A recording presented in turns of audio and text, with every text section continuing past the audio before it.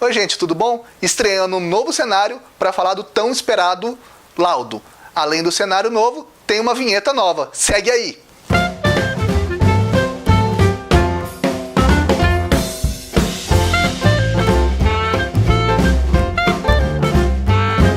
Oi gente, depois dos 11 vídeos, 10 deles falando sobre os testes e exames que eu realizei para o laudo da dislexia, eu também fiz mais um vídeo que foi sobre um sonho que eu realizei. Se você não assistiu, é só ver aqui em cima que vai estar passando agora para vocês poderem assistir. Eu vou falar sobre o tão esperado laudo. Foi uma coisa, apesar de esperado, uma coisa muito forte para mim. Bom, no dia que eu fui até a psicóloga Sofia. Era o dia de receber o laudo, fui com a minha esposa, porque eu tinha pedido para ela ir, a neuropsicóloga também falou que era importante ir um familiar, e até às vezes porque o dislexo não tem uma compreensão total do assunto, né? Então é bom outra pessoa escutar, e como é a vida e quais as medidas que devem ser tomadas após o laudo. Nesse dia, e eu fui super nervoso, eu estava ansioso o dia inteiro, eu estava tenso no trabalho, eu estava trabalhando, e vinha aquela angústia, aquela ansiedade, e meu estômago estava embrulhando, porque eu só ia ter o resultado após as 6 horas, que era o horário que eu saía do trabalho, e a consulta. Chegando lá, ela já me recebeu, foi conversando comigo, pediu para eu sentar, pediu para minha esposa sentar, e ela já foi direto ao ponto. Falou: Guilherme, aqui está seu laudo, o seu laudo vem com a lei, que eu ainda vou explicar para vocês melhor essa lei, a lei que protege o disléxico, o que eu posso fazer com essa lei, como utilizá-la ao meu favor, ao favor do disléxico, e ela foi explicando o laudo. Realmente, ela falou comigo que eu tenho dislexia, hoje ela é um pouco mais tranquila do que ela já foi, ela disse que provavelmente na minha adolescência ela já foi para severa a minha dislexia, hoje ela já está mais um nível um pouco controlado. Controlado, como que eu digo? Eu aprendi a trabalhar com a dislexia. Se eu tenho a dislexia, eu tenho que saber como conviver com ela, então eu preciso aprender a trabalhar com a dislexia e não deixar que ela me prejudique tanto. É muito interessante você ver que com o tempo a gente aprende, eu aprendi muita coisa sozinho, eu aprendi como amenizar muitas vezes sozinho, eu aprendi a amenizar com a minha esposa, que eu já falei, ela é pedagoga, então ela conseguiu me ajudar a desenvolver métodos de amenizar as dificuldades da dislexia. E também com o tempo eu fui conseguindo me concentrar um pouquinho mais, consegui amadurecer e ver o que eu era capaz e o que eu não era capaz. Lembrando sempre que tem algumas coisas que às vezes eu acho que eu não sou capaz, que eu acho que alguma coisa vai me limitar, que eu tenho que respirar fundo e falar: não, isso não vai me limitar, eu consigo chegar ali. É muito normal falar: não vou conseguir, erro a primeira vez, erro a segunda vez, quebra a cara na terceira vez, quebra a cara na quarta vez, mas eu continuo insistindo. Uma coisa que o disléxico tem que ser é insistente. Ele tem que ficar insistindo várias vezes até conseguir realizar o seu desejo. Na escola, no trabalho, na faculdade. Eu falo, dentro do meu curso da faculdade, quando tinha alguma matéria teórica, eu tinha muita dificuldade, mas eu fazia uma, fazia duas, e aí sim eu conseguia. Conversava com o professor, inventava métodos novos de eu estudar, e aí eu conseguia. Ela me explicou como que é feito o teste de QI, ela me explicou que o QI ele vem de cada momento. Se uma pessoa estiver mais estressada, ele pode estar um pouco mais abaixo, se a pessoa estiver muito calma para fazer, ele pode dar mais alto. Então, muitas vezes a gente vai fazer o teste de QI, lembrando que ele não é eterno, ele pode dar um nível mais alto, um nível mais baixo. Quando eu fui fazer todos os testes, eu estava num princípio de depressão, e além do princípio de depressão, eu estava extremamente estressado. Aquele teste que eu falei sobre o nível de estresse, meu, deu altíssimo. Hoje eu estou conseguindo respirar e conseguindo baixar o meu estresse para conseguir levar um pouquinho a vida. Às vezes eu não controlo não, às vezes eu explodo, às vezes tem algumas coisas que são leves, eu acabo super valorizando, mas é uma questão do estresse, da ansiedade de cada pessoa. Então, no meu caso, o estresse ele vem muito pela ansiedade e também pelo início da depressão. Inclusive, uma coisa que eu falo que me levou para a depressão foi não entender todo o funcionamento do meu cérebro, como funcionavam os meus limites. Então, às vezes eu me exigia muito e quando eu não conseguia cumprir, eu acabava dando uma caída, acabava não entendendo. Aconteceu várias vezes no meu trabalho. Eu não entendia onde que eu tinha que parar, falar daqui eu não consigo passar, e mesmo às vezes tentando me superar, às vezes eu não conseguia superar e isso me deixava muito para baixo. Então ela me apresentou o teste de QI e aí vieram os laudos que foram libertadores, porém bem tensos. A primeira coisa que ela falou é: realmente eu tenho dislexia, como eu já suspeitava, minha esposa tinha me indicado lá em 2003, 2004 sobre a dislexia, isso eu tenho que agradecer eternamente a ela, porque foi muito importante para mim. Hoje eu estou conseguindo buscar os frutos. E aí, além da dislexia, ela falou comigo que eu tenho déficit de atenção. Também a gente já suspeitava disso, porque a minha atenção ela é muito baixa. Eu sempre brinquei que dentro de uma sala de aula eu estava fazendo uma prova, passava uma mosca, eu perdi o rumo da vida. Eu estava olhando para aquela mosca. Mas um dia eu ainda vou fazer um vídeo para vocês sobre o benefício de ter o déficit de atenção. Pode parecer estranho, mas tem alguns benefícios que eu considero bem bacanas, tá? E ela falou de outro laudo provável que eu vou ter, que é o DPAC. O que é o DPAC? Ele é um déficit do processamento auditivo central. Mais ou menos vou explicar para vocês. O computador, o celular, tem um processador. Aquele processador, ele agiliza o computador ou o celular, o aparelho eletrônico, né? E lembra quando a gente começa a reclamar do computador do trabalho, de casa, que ele é um pouquinho lento? Ele é o processador, ele tenta fazer a leitura. E eu tenho mais ou menos isso no meu cérebro e eu demoro um pouco para processar a informação. É muito interessante que eu parei para reparar que muitas vezes eu estou conversando com uma pessoa e a pessoa grita, a pessoa fala, Guilherme, você viu tal história? E começa a falar. No meio da história eu falo, o quê? Aí a pessoa para e repete. Só que quando a pessoa para e repete, eu já entendi a informação. Porque eu tenho uma demora nesse processamento. Então, eu vou fazer o exame ainda, depois eu vou falar com vocês. A neuropsicóloga foi um amor, me deixou bem à vontade depois de falar o diagnóstico, depois ela me explicar. E depois ela perguntou qual era a minha reação.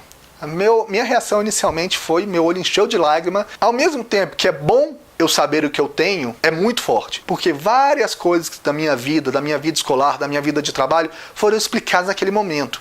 Eu consegui compreender quantas vezes alguém já me chamou de vagabundo na escola por não fazer um dever, por não fazer uma prova direito, e muitas vezes não tinha vagabundagem. Já falei, às vezes tinha mesmo, às vezes eu estava com preguiça. Mas quantas vezes eu não conseguia entender aquela aula de matemática, aquela aula de ciências, e não era por ser burro, não era por isso, era por uma dificuldade que eu tenho. Antes de fazer os testes, exames, para conseguir o laudo, eu falava com a minha esposa assim, nossa, eu tô morrendo de medo de fazer esse teste, porque vai que não dá nada, vai que tem outra explicação essa minha dificuldade, vai que eu sou só burrinho mesmo. Eu falava desse jeito, era uma brincadeira que eu fazia com ela, mas eu falava um pouquinho sério. E na hora que eu vi, não é isso, não é que eu seja burro, é que eu tenho uma limitação, mas limitação muitas vezes ela tá aí para ser quebrada. Eu saí do consultório naquele dia, minha esposa falou comigo que ia jantar pra gente absorver todas as informações, pra gente respirar um pouquinho. No carro eu chorei bastante. Eu chorei bastante, não foi à toa, eu chorei bastante porque esses momentos que eu tô falando, eu lembrei muito das minhas aulas de matemática, porque eu tive bons professores de matemática, professores que tinham carinho comigo, que tinham paciência de me explicar 1, 2, 3 vezes.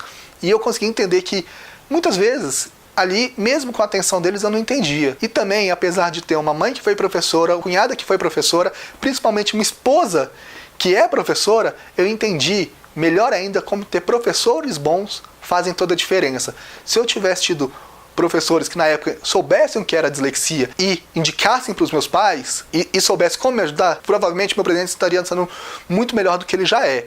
Ele é bom, meu presente é bacana, eu não tenho muito a reclamar não, mas eu enfrento dificuldades a mais que pessoas sem dislexia enfrentam. O diagnóstico quando criança é de extrema importância para saber como a criança vai levar a escola e a vida. Mas não é porque eu sou adulto e estou desconfiando agora que eu vou deixar de correr atrás de saber o meu laudo. Já falei milhões de vezes. O conhecimento sobre nós é de extrema importância. Então, agora, posso falar, eu tenho dislexia. Eu posso bater no peito e falar, eu tenho dislexia. Eu não tenho vergonha, eu não tenho problema nenhum de ter. Inclusive, eu tenho orgulho. Pessoas perguntam assim, Guilherme, você se formou? Você trabalha num lugar bacana? Você conseguiu produzir um filme? E hoje eu falo assim, sim. E com a dislexia? Com a dislexia bem aqui, ó, bem aqui do meu lado. E eu tenho muito orgulho de poder bater no peito e falar assim, sim, eu tenho dislexia. E aí eu resolvi fazer todos esses vídeos para poder ajudar. Não quero ser exemplo para ninguém, mas eu quero deixar a minha mensagem para todo mundo o seguinte, dá para você viver com a dislexia. Dá pra gente conquistar nossos sonhos, realizar nossos sonhos. Dá pra gente sonhar. Sonhar para mim sempre foi a coisa mais importante de todas. Então, tipo assim, eu tenho que agradecer pra caramba. Eu tenho que agradecer a minha esposa, que sempre teve cuidado comigo de perceber a dislexia. Eu vou gravar um vídeo com ela aqui. Às vezes ela fala assim, tá, mas casar com dislexo também é difícil. Porque, claro, às vezes fica um pouco irritado. Agradecer a minha mãe, que apesar de não saber o que era dislexia, ela pegava e lia um livro pra mim. Ela leu vários livros do meu lado. Matemática, ela tentava me explicar, ou quando ela não conseguia me explicar, ela pedia pra alguém me explicar. História, minha irmã me ensinou muito. Geografia, minha mãe lendo para mim também.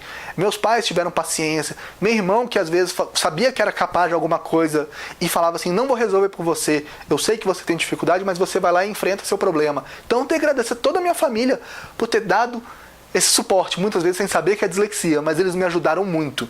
E, novamente, falar assim, pô, minha esposa foi sensacional nesse processo. Inclusive, quando eu não queria fazer mais o diagnóstico, ela foi lá e me empurrou. Falou, você vai fazer o diagnóstico sim. Às vezes a gente precisa de ter uma palavra assim, um pulso mais firme para poder falar desse jeito.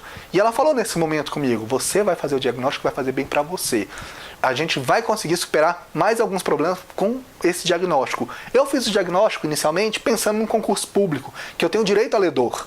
Eu vou falar até como para vocês, como eu falei, eu vou falar sobre a lei direitinho com vocês depois. Mas não fez só isso. Fez eu ter coragem de fazer esses vídeos, fez eu me conhecer melhor, fez eu querer me superar mais ainda. Difícil. Alguns testes eu queria pegar e falar, tchau, não é pra mim, é infantil mesmo, eu não vou fazer. Mas foi de extrema importância, então queria deixar para todo mundo isso. Se você acha que tem dislexia, procura um neurologista primeiro. Eu encontrei uma, queria também agradecer a doutora Alessandra, queria agradecer a neuropsicóloga Sofia. Eu ainda vou mostrar uma entrevista com ela, mostrar como que é bom o trabalho dela, como ela entende do assunto, como ela me mostrou muita segurança em todo o processo, muito respeito e muito carinho. Queria agradecer também a ela. Também agradecer quem está assistindo esse vídeo. Queria agradecer muito, muito, muito. E também queria falar com vocês, o canal vai continuar. Primeiro eu vou apresentar para vocês alguns outros vídeos. Vai ter essa entrevista que eu vou fazer com a neuropsicóloga. Eu vou também fazer outros tipos. Um dia minha esposa vem gravar aqui comigo para falar como que é a vida do lado de disléxico. Vou pedir para amigos também gravarem. Se vocês tiverem alguma sugestão de tema, joguem para mim que eu vou me esforçar para gravar. Também deixar claro aqui embaixo eu botei 3 coisinhas que são extremamente importantes para quem está assistindo esse vídeo. O primeiro é o botão vermelho, que é o de se inscrever, vai estar aqui embaixo, só clicar e se inscrever. O segundo é o sininho, que vai estar embaixo do vídeo, que ele manda notificação para vocês quando lançar um vídeo, tá? E o terceiro é o like. Por que o like é importante? Porque ele ajuda a divulgar o vídeo, tá? Dentro do sistema do YouTube. Se inscreva, compartilhe e dê like no vídeo. É importante porque eu já estou começando a atingir os números que eu achava que eu nunca ia conseguir atingir. Mas vamos tentar passar essa informação para frente. Quanto mais para frente, melhor. Quanto mais pessoas tiverem essa informação, melhor. Quantos mais pais, quantos mais disléxicos, quanto mais colegas de disléxicos tiverem essa informação, melhor. Então, novamente, queria agradecer muito, agradecer vocês acompanharem essa primeira jornada minha e pedir para vocês continuarem assistindo o vídeo, continuarem compartilhando, tá bom? Até semana que vem, muito obrigado, tchau, gente!